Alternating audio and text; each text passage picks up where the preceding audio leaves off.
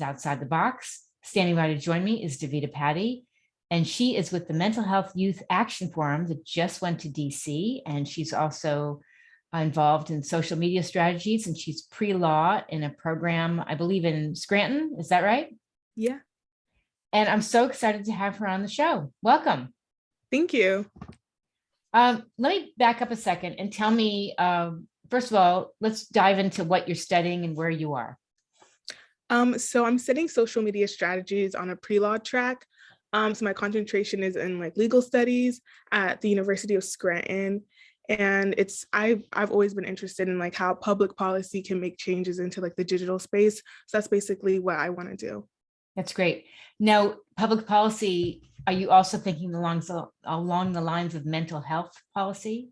Exactly, yes. Yeah, that's a big part of the book I'm working on and the ideas I have, because I really believe so strongly in that. Why have we adopted STEM and STEAM and we don't have mental health in the curriculum?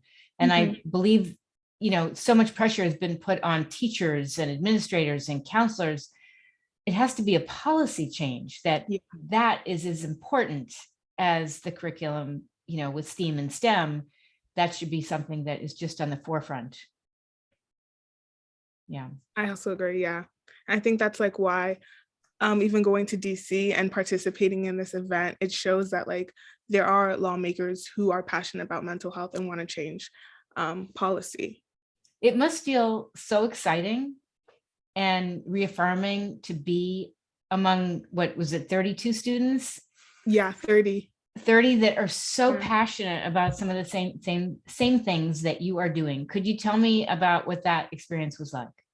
I keep on using the word surreal because I was literally in DC fall doing other activist work, and we were looking across the White House, and I'm like, one day it would be so cool to like go there. And I was thinking like, after I graduated, after I went to law school, and it was literally like the next semester in spring where I actually got to go to the White House.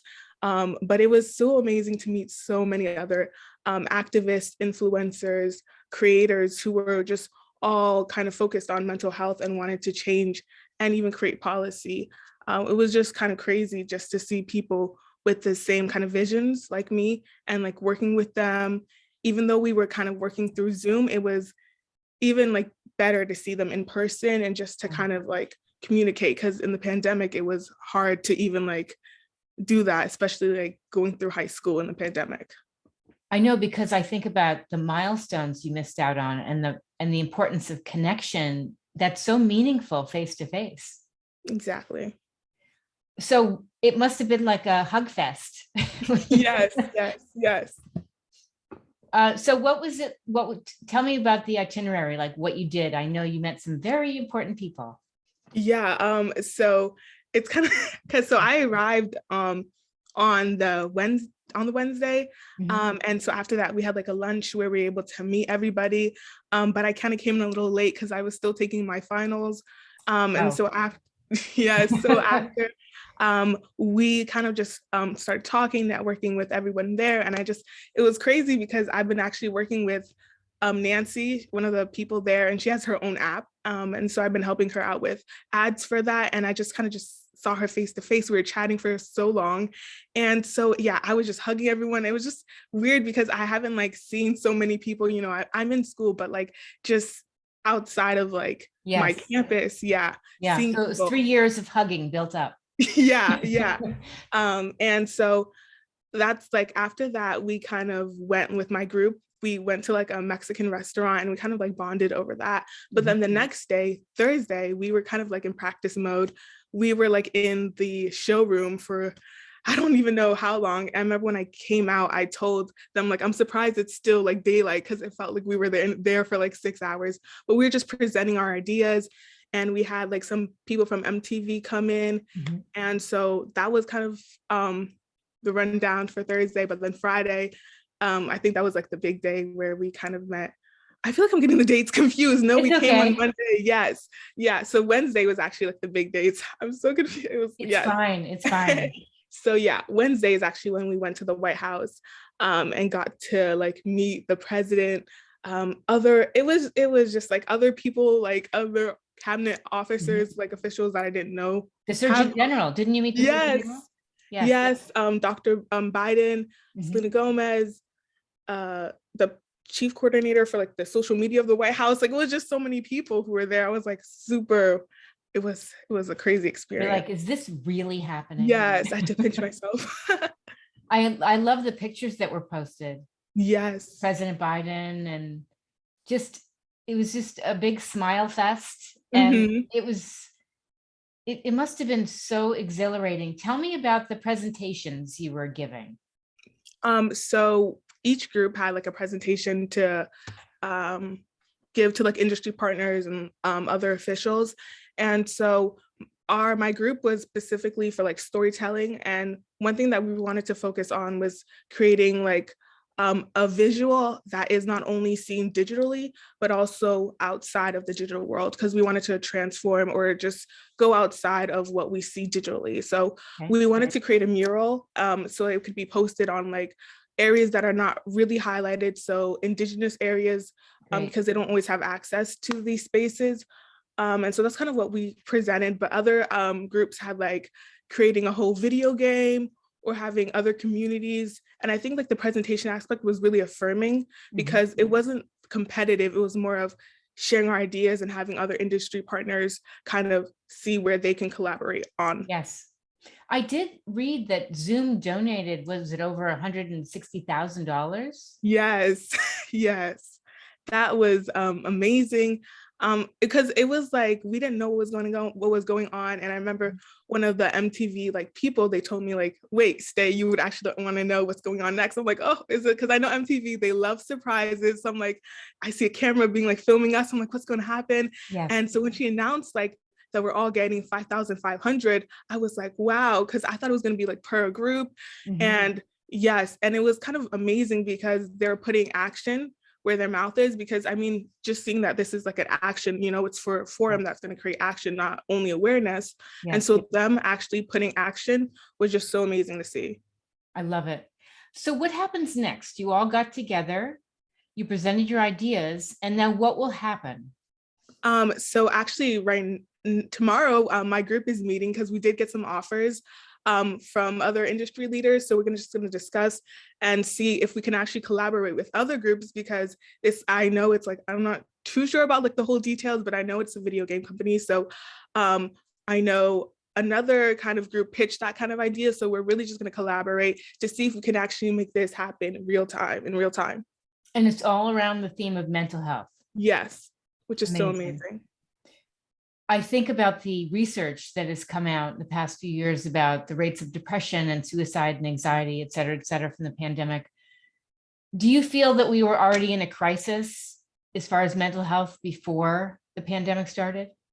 Yes, definitely. I think the pandemic just elevated it, because I feel like specifically with like people in my age where we were kind of alone, because we couldn't have a lot of people who were in these communities didn't have kind of access to it as they would in school, especially. So once the pandemic hit and people were not even like able to go to schools or able to see their therapist, it really just happened like where everyone, like it was more elevated where people could see it. And then I think definitely our phones were not like helpful at all during this pandemic. And I feel like also pushed mental health. No, mental health, but the lack of mental health. Yeah. So let's talk about that for a second, because that has been an interesting theme that's come up in some of the conversations I'm having about technology has been good and it's been bad. Where, let's say, for instance, social media, a lot of people, they spend a lot of time, whether it's TikTok or Instagram, but you're also comparing yourself, your body, your everything, your clothes, everything. You're just comparing and your self-worth. And is that what you're referring to, or something else? Yeah, that's exactly what I'm referring to, because even with because my major is social media, it's kind of hard, because I remember I wanted to stay off of social media kind of the beginning of my fall semester, but I wasn't able to because it's literally my major. And so kind of having people, we're the generation who kind of grew up with social media. And I think that a lot of tech companies don't realize how impactful it is with filters, or just how people are online. Yes. One thing that I remember Selena Gomez likes to like push is your words really matter. And especially in social media, sometimes people forget that. And what's really being done about people taking accountability of their actions. You bet. So right now in the news, you heard about the school shooting. Yeah. I feel like this is a moment that demands policy, demands change. Mm-hmm. And it's not, yes, it's a gun issue, but it's also deeper than that. Do you have thoughts on that? Yeah, I think I agree with what you were saying. I think it's actually like a deeper issue. Yes, policy could be done with guns, but also I think checking on people's wellness and also checking online and seeing how people are doing. Because I think if you even go and open an app, you can see so much about how someone's wellness is and how they're doing. And I think that I kind of keep on saying, but like companies, specifically tech companies, are not doing enough to check in on their users, because if they're able to post on like their these apps and they're not being like censored. Monitored. Yeah, exactly. Yeah. Then things will like this will continue to happen, unfortunately. It is horrific.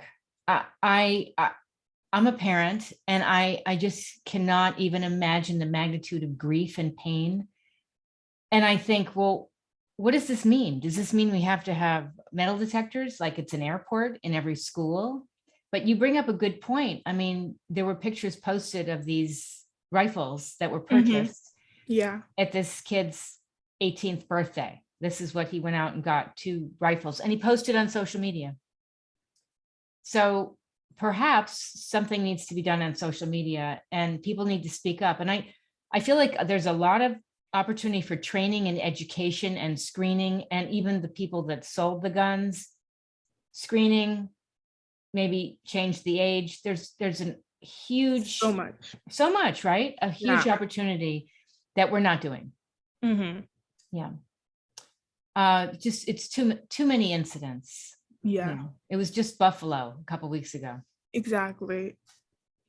So what do you feel that people could do differently to get us out of a mental health pandemic? I think it's not only raising awareness. I think that's like the good part, but also putting into action and having one person kind of, I never thought of it, but in UCLA actually, on their key holders, they have suicide prevention, like the hotline number. And I just thought like that's something that's super crucial, because it could save so many lives if like people had that number just to dial. And so I think it's like little things like that, or having people in like middle school or high school have counseling, whether it's peer, which I did in my school. I think that's really it's super beneficial, because I was able to, even though I wasn't licensed, I was able to listen to other people's stories and help them just with like little intermediate tasks. But I think that it made such a big difference. So turning that like presentation, like these subjects, or these are the problems that are going on to school, into action, and putting people and having programs that train other people is something that's super important. What's interesting about, and I love what you just said, what's interesting about what you just said, peer-to-peer initiatives, to me, will also alleviate the pressure on the counselors. And it will basically tell students, listen, when you're having this level of a crisis, right, you should go to this peer group or this peer initiative. And like what you did, right? If it's a really elevated situation, I believe they should go to the counselor. Yeah. But the power of peer-to-peer, also think about what happens when you go off to college. Perhaps you'll use the same strategies to help yourself through challenging situations and work it out with your peers. Right? Yeah. Yeah. I also believe that we need mental health training and education early on, because as you get older, if things are not dealt with, what's going to happen when you go off to college? Right? So it sounds like there's a lot of work to do. Yeah. So what other ideas perhaps have come out of your experience going to DC? Like, have you have you switched your course as far as what you want to do, as far as career, or have you pretty much stayed the same course? Well, I kind of switched. So I'm actually gonna take my school is letting me do this, but I'm taking like a half year from my sophomore year where I'm gonna be in actually DC. And hopefully I can intern with one of these nonprofits that I was able to work for. Great. I think that I'm not sure about my major yet, but I definitely want to do more in work, like, be on the floor, because I feel like I feel so far from the issue. And I think that if I want to like start, making and helping with policy changes, I need to really understand more about this issue, because honestly, this is a very intricate like issue, and I honestly don't know the full extent. So I want to be able to help. That's amazing. So you'll be in DC at the internship, hopefully. Yeah. That's amazing. And so you're a sophomore? Yeah. No, Right I'm a now? sophomore. Okay. Yeah, That's so exciting. Yes. And anything else you'd like us to know about you? I think that I just wanted to shout out like programs that really helped me through my mental health, and it's definitely has been dance. Yes.